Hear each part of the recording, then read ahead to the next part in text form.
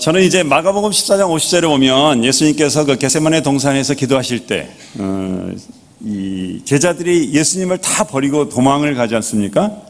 저는 그 구절을 읽을 때 한 가지 굉장히 큰 의문이 하나 생겼어요. 그 로마 군병들이 체포를 하러 오니까 제자들은 다 겁에 질려가지고 다 흩어져 버렸잖아요. 그나마 이제 베드로는 도망가지는 못하고 예수님이 체포돼서 가는데 멀리서 따라가다가 마지막에는 그 다 굴기 전에 3번이나 예수님을 모른다고 부인하고 말죠. 정말 이렇게 그 겁에 질렸던 그 제자들이 어떻게 해서 다시 정말 그 자기들의 소명을 회복하고 순교하기에 이르렀을까? 그 겁먹었던 사람들이 그런 의문이 들었었어요. 근데 어떤 분들은 그 답을 제자들이 예수님의 부활을 목격했기 때문에 그래서 다시 소명을 회복했을 것이다 라고 얘기한 분들이 있더라고요. 근데 물론 이해는 되지만 저로서는 그게 온전히 납득이 안 됐어요. 왜냐하면 오늘 읽었던 본문을 보니까 분명히 예루살렘에서 예수님이 부활하신 것을 직접 봤던 그 제자들이 다 이 갈릴리로 돌아와 버린 것을 오늘 본문에서 알 수 있기 때문에 그랬죠. 그러다가 저는 이제 오늘 본문을 보면서 묵상하다가 그 답을 찾았습니다. 그래서 그 답을 여러분들과 나누면서 오늘 2018년 새해 첫 주에 또 하나님께서 우리들에게 내려주실 그 말씀의 복을 같이 나누도록 하겠습니다. 가장 먼저 힌트는 저는 2절에서 찾았어요. 2절에는 제자들의 그 순서가 기록되어 있잖아요. 제자들이. 근데 거기에 해답의 힌트가 있는데 뭐냐면 보통 마태복음이나 마가복음이나 누가복음 보면 일정하게 제자들의 순서가 있어요. 베드로나 안드레, 그 다음에 야고보와 요한, 그 다음에 빌립과 바돌로메, 그런 다음에 도마가 기록되어 있는데 여긴 보니까 베드로 다음에 바로 도마가 기록되어 있더라고요. 좀 독특하잖아요. 다른 세 개의 성경엔 다 그 제자들이 일정한 순서를 가지고 나오는데 도마가 먼저 나왔어요. 그래서 저는 여기서 뭘 생각했냐면 예수님을 자기 입으로 부인했던 베드로나 또 예수님의 부활을 믿지 않아서 내가 그 옆구리에 손을 만져봐야지 믿겠다고 했던 도마에게 무언가 굉장한 사건이 일어났기 때문에 그 굉장한 변화를 정말 체험하고 놀라운 변화가 있어서 그것을 관찰자였던 요한이 베드로 다음에 도마를 기록하지 않았을까 하는 것을 우선 추측을 했었습니다. 그렇지만 이제 제가 쭉 이 본문을 묵상하면서 더 중요한 것은 그 이솝의 우화에 지나가던 나그네의 그 외투를 벗기는 그 얘기 나오죠. 그때 바람과 해가 경쟁했을 때 센 바람보다는 온화한 해가 결국은 외투를 벗게 했던 것처럼 이 제자들이 바뀐 것은 예수님의 부활이라는 그런 이성적인 그 강력한 하드 터치가 아니라 예수님의 자애로우심을 경험하는 어떤 그 소프트 터치, 영어를 해서 죄송합니다만 그런 예수님의 모습을 보고 그 자애로움을 경험하고 그렇게 변하지 않았을까라는 생각을 했습니다. 그래서 그것을 여러분들과 지금 나눠보도록 하겠습니다. 이제 본문에 보면 약 3가지 정도로 그 예수님의 그런 자애로운 모습이 나타납니다. 자, 여러분이 가르쳤던 제자들이라든지 또는 후배라든지 아니면 부하 직원이 가르쳐 준 대로 행동하지 않거나 또 순종하지 않을 때 여러분 어떤 마음이 들어요? 그때 여러분 막 기뻐요? 즐거워요? 그렇지 않죠. 또 거꾸로 여러분 자신들도 아주 어렸을 적에 부모님의 말씀을 순종하지 않아서 부모님 마음을 타들어가게 만들었던 그런 철없던 시절이 다 있었을 거라고 생각합니다. 바로 예수님께서 그런 안타까움을 당하셨죠. 한두 해도 아니고 3년 반이나 예수님께서 가르치셨던 그 제자들이 그 가르침을 따르지 않고 심지어는 예수님을 부인하고 소명도 다 팽개쳐 버렸습니다. 당시 이 디베랴 바닷가에 서 계신 예수님의 심정이 어떠할까? 자기가 부활했음에도 불구하고 낙향해버린 이 제자들을 보는 예수님의 심정, 아마 저라면 이렇게 생각했을 것 같아요. 내가 저 녀석들한테 어떻게 세계보험만을 맡기지? 그런 생각을 했을 터인데 예수님은 그러지 않으셨던 것 같아요. 예수님은 공생의 3년간 손수 제자들을 데리고 다니면서 저자직강으로 가르치셨고, 정말 하늘의 복음을 직접 설명해 주셨고, 또 예언하신 것처럼 부활하시고, 또 부활하신 후에 제자들에게 2번이나 나타나 보냈음에도 불구하고 이 제자들은 낙향해서 옛 직장으로 돌아가 버렸죠. 예수님 마태복음 4장 19절에 보면 나를 따라오너라 내가 너희를 사람을 낚는 어부가 되게 하리라 하는 중요한 그런 영적 사명을 모든 제자들에게 주었음에도 불구하고 그 영적 사명을 다 내팽개치고 사람이 아닌 지금 물고기를 잡으러 왔습니다. 그러나 예수님은 이 불순종하고 고집스럽고 소명을 저버린 제자들을 만났을 때 이 제자들에게 노하거나 꾸짖거나 책망하지 않으셨다는 거죠. 부활 후에 다시 자기를 믿지 못하고 결국은 낙향한 이 제자들을, 이 연약한 제자들을 다시 찾아오셨습니다. 그리고 오히려 제자들에게 식사를 준비하시고 와서 아침밥을 먹어라 하고 따뜻하게 맞아주신 거죠. 이렇게 배신한 제자들을 끝까지 용서해 주시고 품어주시는 예수님의 첫 번째 이 자애로운 모습이 우리들에게 큰 위로와 은혜가 될 줄로 믿습니다. 두 번째 모습은 아마도 여러분들 중에 밤낚시의 일각에 있는 사람들은 더욱 잘 이해할 부분들인데, 제자들은 갈릴리 호수 인근에서 태어나서 갈릴리에서 잔뼈가 굵은 정말 베테랑 어부들이죠. 이들은 평소에 잘 알다시피 고기잡이의 가장 좋은 시간인 이 밤에 또 호수 가운데 들어가서 자신들의 경험과 기술로 열심히 그물질을 했지만 완전히 허탕을 치고 빈배로 돌아올 수밖에 없었습니다. 정말 그야말로 고기가 입질 한 번 없었고 손맛 한 번 못 보고 빈배로 돌아올 수밖에 없었던 거죠. 이런 것은 우리 인생에서도 종종 나타나는데, 우리가 정말 성공하기 위해서 모든 유리한 환경에 만반의 준비를 하고 우리의 경험과 기술을 총동원해서 열심히 일한다고 하지만 항상 그 결과가 성공적이지는 않죠. 일반적으로 고기는 밤이 되면 깊은 곳으로 가서 잠을 잡니다. 그렇기 때문에 호수 중심에 가서 고기를 잡는 것은 맞는 일이에요. 근데 그날 고기가 하나도 없었다는 것은 굉장히 특이한 일이었던 거죠. 제자들이 그간의 경험이나 방법을 가지고 밤새 열심히 했지만 만선을 이루지 못하고 실패해서 시리에 빠질 수밖에 없었습니다. 실패감과 낙담 가운데 빈배로 돌아오는 바로 그 순간 예수님께서는 그 제자들의 문제를 직면하고 계십니다. 그 제자들의 문제에 동참하고 계십니다. 이 제자들은 가장으로서 이제 그 배고픈 식구들에게 가져다 줄 물고기가 없이 빈손으로 집에 들어가야 되는 그 실망과 지금 좌절에 빠져 있습니다. 예수님께서는 그 제자들이 시리에 절망해 있을 때 그들의 심정에 동감하시면서 그 문제 해결에 동참하고 계십니다. 그렇기 때문에 예수님이 다정하게 얘들아 너희에게 고기가 있느냐 라고 그들의 문제에 동참하시고, 그리고 6절에서는 배 오른편에 그물을 던지라 하면서 그 문제의 해결책을 제시해 주신 거죠. 정말 우리의 연약함을 동정하시고 우리들의 문제에 같이 아파하시면서 해결해 주시는 능력의 하나님이신 것을 우리가 믿습니다. 그 톰 라이트가 작은 믿음 크신 하나님이라는 책에서 이 장면을 이렇게 설명하더라고요. 우리는 예수님의 도움 없이는 전혀 물고기를 잡을 수가 없다는 것을 언제나 잊지 말아야 하겠습니다.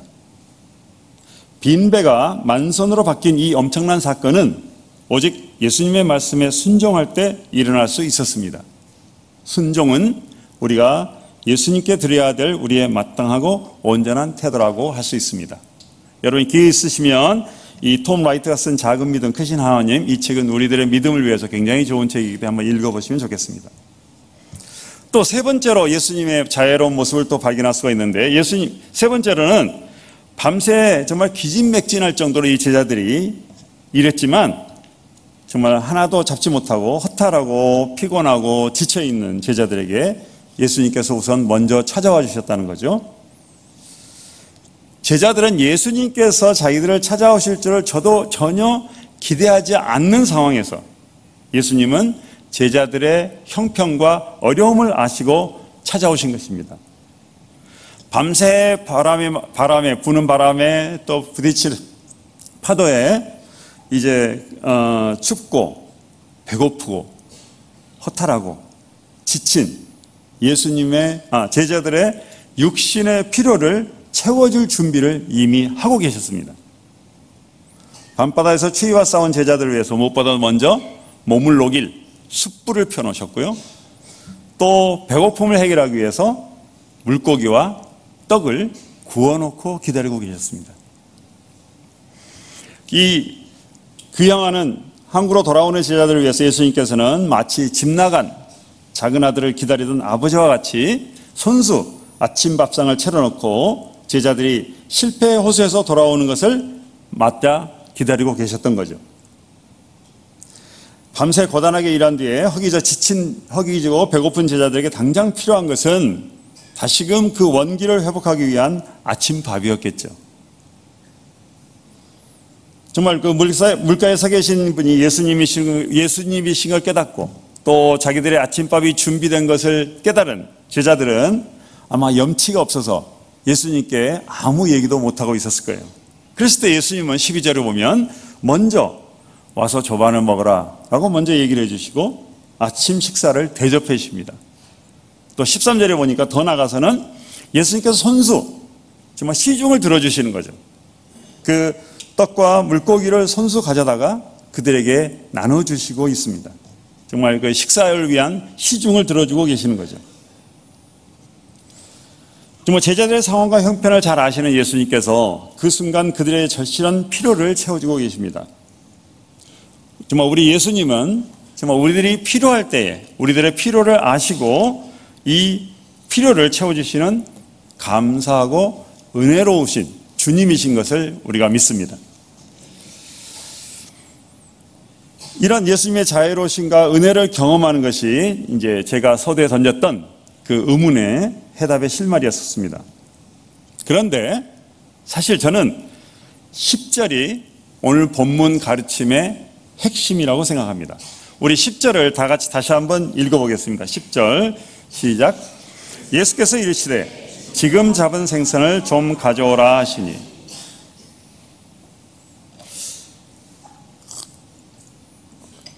여러분 이 질문 보고 좀 이상하다고 생각하지 않으셨어요? 이상한 면이 없습니까? 이 질문이. 그냥 예수님이 하신 거니까 당연하다고 생각하신 건가요? 예수님이 이미 호숫가에서 손수 물고기를 준비하셔가지고 아침 식사를 준비하셨는데 제자들이 다 같이 먹기에는 물고기가 좀 부족했나요? 아니면 제자들이 너무 많아가지고 예수님께서 밥 먹을 사람 숫자를 잘못 세셨나요? 이때 제자들이 몇 명이었죠? 그렇죠. 제목에 나와 있는 것처럼 7명의 제자들이었어요.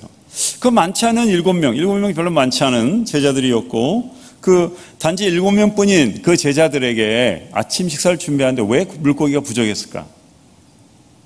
오병이어를 가지고도 5,000명을 먹이시는 기적을 베풀 수 있는 예수님께서 부족함이 있을 수 있을까요? 근데 왜 제자들의 잡은 물고기를 가져오라고 하셨을까요?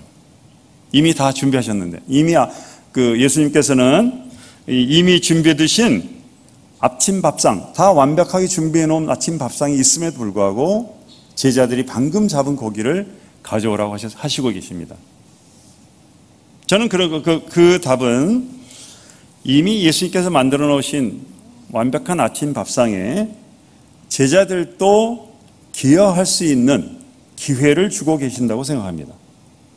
그렇기 때문에 굳이 제자들에게 잡은 생선을 좀 더 가져오라고 요청하시는 거죠.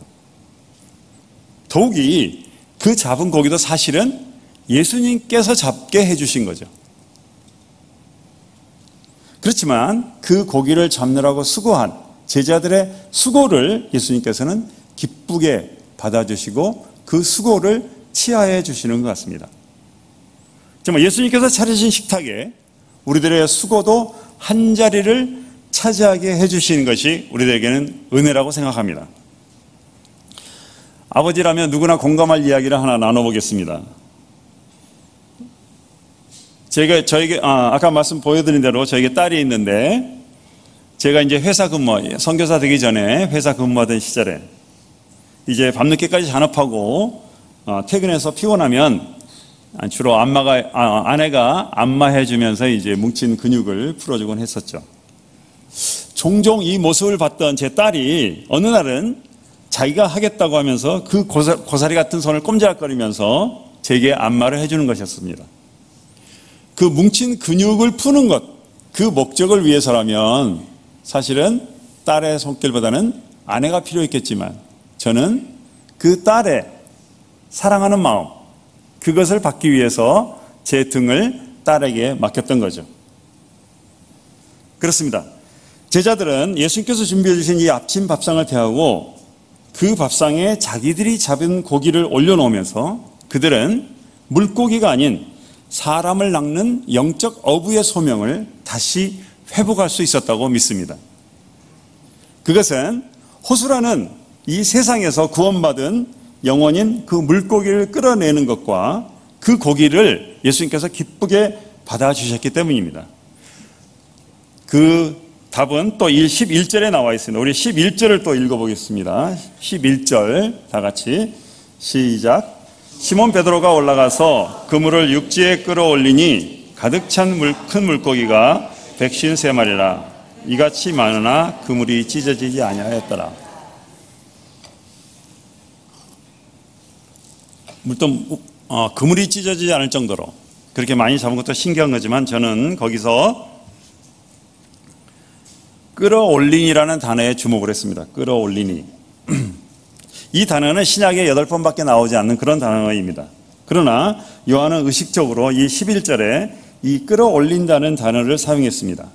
이 단어를 가장 잘 표현해 주는 것이 요즘 신문지상에 많이 나오는 이 소방관들의 역할에서 우리가 알 수 있죠.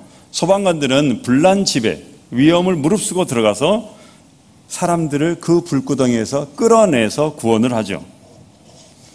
요한은 이 이끌다는 표현을 요한복음 여러 군데서 얘기하고 있습니다. 신약 전체는 8번밖에 안 나왔지만 요한은 요한복음 6장 44절에는 이렇게 표현하고 있습니다. 나를 보내신 아버지께서 이끌지 아니하면 아무라도 내게 올 수 없으니. 또 요한복음 12장 32절에는 내가 땅에서 들리면 모든 사람을 내게로 이끌겠노라 하십니다. 이 모든 이끌다라는 단어는 우리들의 구원, 우리 영혼의 구원과 관련이 있는 단어입니다. 예수님께서 준비하신 이 아침 밥상은 예수님께서 이뤄가시는 하나님의 선교나 하나님의 나라를 상징한다고 하겠습니다. 앞에 제 딸의 안마 이야기와 같이 하나님께서 이뤄가시는 하나님의 선교나 하나님의 나라 확장에 우리들의 동참을 허락해 주시는 것이 하나님의 은혜입니다. 믿으십니까? 하나님이 힘이 부족해서 선교사들을 부르시고 하나님께서 선교사역을 혼자서 감당할 수 없어서 우리 부족한 인간들을 부르셔서 선교사역을 완성하고 계시나요? 또 하나님의 나라를 확장해 가시는데 힘이 붙이셔서 우리 신자 한 사람 한 사람을 부르셔서 일하게 하실까요? 결코 그렇지 않습니다. 우리 각자가 자기 삶의 현장에서 여러 가지 모양으로 하나님 나라를 위해 일할 때 정말 그 우리들의 헌신, 또 우리들의 수고, 우리들의 기여를 정말 하나님께서는 사랑으로 받아주시기 때문에 우리들에게 그러한 일할 기회를 주신다는 것이 우리들에게 은혜입니다. 더불어 예수님이 받아주신 그 물고기도 사실은 예수님께서 가르쳐 주셔서 잡게 한 것입니다. 마태복음 25장에 보면 유명한 달란트 비유가 있죠. 5달란트 받은 사람, 2달란트 받은 사람, 1달란트 받은 사람. 근데 다섯 달란트 받은 사람은 5달란트를 남겼고, 2달란트 받은 사람은 2달란트 남겼고, 1달란트 받은 사람은 그냥 1달란트만 가져왔습니다. 근데 예수님께서 5달란트와 2달란트 받은 사람들에게 똑같이 치하하시죠. 잘했다, 착하고 충성된 종이라고 치하하시는데, 그 뒤에 보면 독특한 부분이 나옵니다. 그 5달란트 남긴 사람이나 2달란트 남긴 사람이나 똑같이 작은 일에 충성했다고 말씀하세요. 우리 눈에 보이기에는 1달란트를 가져온 사람에 비해서 5달란트 남긴 사람은 10배의 열매를 맺은 사람이에요. 그 10배나 많은 결과를 낳았지만 예수님은 5달란트를 남기거나 2달란트를 남기거나 다 같이 작은 일, 심지어 영어에는 사소한 일이라고 표현이 되어 있습니다. 즉 천국의 경제 원칙이나 천국의 평가 방식은 정성적인 평가는 있지만 정량적인 평가는 세상의 경제 원칙과는 다르다는 것을 알 수가 있겠어요. 연말이면 우리 오긴교회도 그렇게 했으라고 믿는데 전도왕이나 성경 읽기 대상을 우리가 다 시상을 하죠. 근데 이 상을 받는 것이 단지 그저 감사할 뿐이지 마치 나는 다른 사람과 달리 영적으로 특별한 사람이라는 교만의 훈장으로 작용하면 안 되겠습니다. 그것이 나를 드러내는 훈장이 되는 순간 다른 성도들을 나로부터 분리시켜서 교회 공동체를 분열시키는 결과를 초래하기 때문이죠. 물고기가 되었건 달란트가 되었건 단지 하나님께서 주셨을 뿐입니다 라는 고백이 우리들 가운데 있어야겠습니다. 자랑은 하나님께만 하십시오. 여러분들 자녀들이 국민학교 요즘 초등학교죠. 초등학교에서 시험을 보고 아빠 100점 받았어요 하고 가져오는 그 자랑은 우리 하나님께만 우리가 하면 되겠죠. 또한 그 물고기도 말씀드린 것처럼 예수님이 주신 거기 때문에 남에게 자랑하거나 내 것이라고 움켜쥘 필요가 없습니다. 개인뿐만 아니라 우리 각자의 개인뿐만 아니라 또 교회가 가진 재물이나 소유도 모두 하나님께서 하나님 나라를 확장하기 위해서 주신 것이기 때문에 그것은 하나님의 나라와 하나님의 선교를 위해서 다시 소비되어야 되겠습니다. 그러한 복을 내려주심을 감사하면서 사회에 그늘진 곳이든 미자립교회든 선교지든 어느 곳이든지 우리가 가진 재물을 또한 흘려보내야 될 것입니다. 오긴교회가 이미 구제나 봉사나 또 선교사들에게 또 선교단체들에게 지역교회들에게 여러 가지 모양으로 섬기고 있는 귀한 일을 하시는 줄 믿습니다. 그렇지만 교회 내에 더 퍼줄 것이 없을 정도로 흘려보내실 때 하나님께서 어떻게 복 내려주시는지를 기대하셔도 좋을 것 같습니다. 하나님은 결핍하시기 때문에 우리의 도움을 필요로 하신 분이 결코 아니죠. 하나님의 선교를 이루어 가시는데 하나님으로서 완성할 수 없기 때문에 선교사를 부르셔서 일하시는 것이 아닌 것처럼 하나님 나라를 확장해 가시는데 여력이 없어서 우리 성도들을 부르시는 것이 아닙니다. 저는 이제 선교사가 되기 전에 에트리와 LG 반도체에서 직장 생활을 18년을 했습니다. 그리고 18년 후에 선교사가 돼서 아까 보여드린 대로 파푸아뉴기니에서 9년을 사역했고 또 2008년에 한국에 들어와서 본부 사역을, 대표 사역을 하면서 이제 9년이 지났습니다. 그러니까 생각해 보니까 제가 대학을 졸업한 후에 전반 18년은 직장 생활, 그 다음에 후반 18년은 이제 선교 사역으로서 사역을 했는데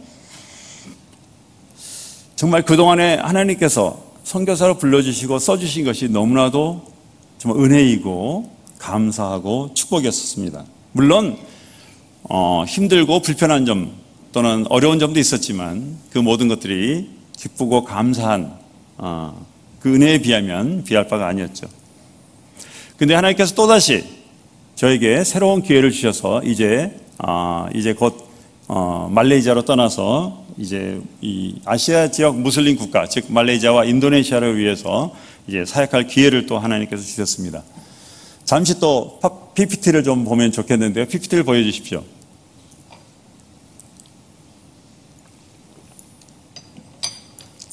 이것은 여러분들에게 꼭 보여드리고 싶은 PPT인데요.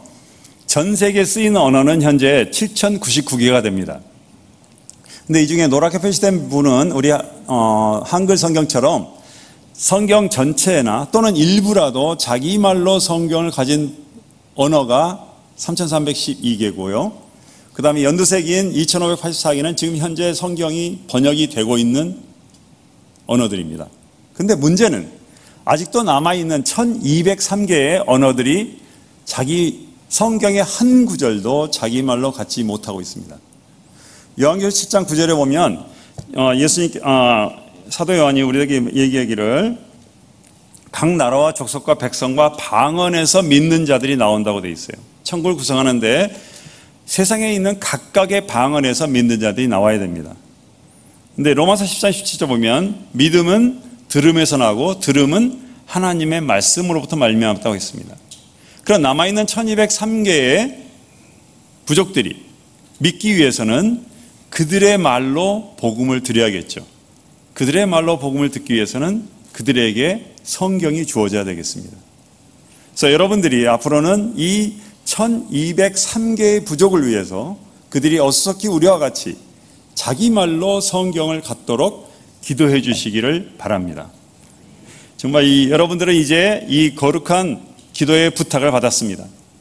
세상에 있는 1203 종족을 위해서 여러분들이 다 같이 기도하시면 좋겠고요. PPT 그 다음 장을 보여주십시오. 다음 장.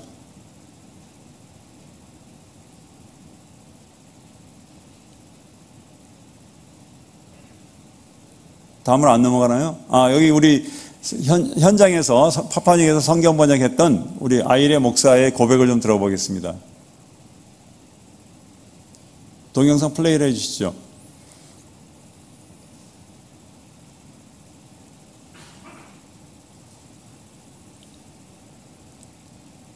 잘 안 됩니까? 방송실? 그럼 그냥 넘어가도록 하겠습니다. 그럼 다음 장.